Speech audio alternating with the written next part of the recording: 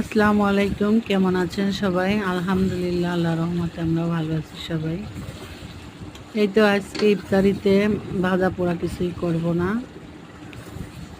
তাই খিচুড়ি রান্না করব।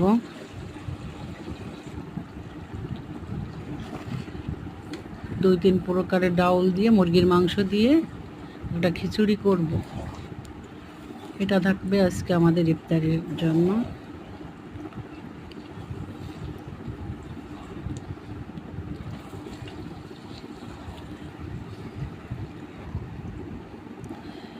খেজুর তো আছেই, আর সালাদ, আর শরবত, মাঠা, এই তো এইগুলি। আলহামদুলিল্লাহ, আল্লাহ তো আমাদের ভালোই রিজিকি রাখছে। কত মানুষ আছে সেহরি ইফতার ঠিক মতো করতে পারে না,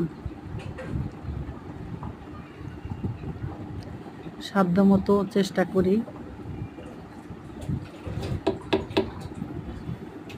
এই তো বন্ধুরা, ছোট্ট একটা ভিডিও শেয়ার করলাম। আল্লাহ হাফেজ।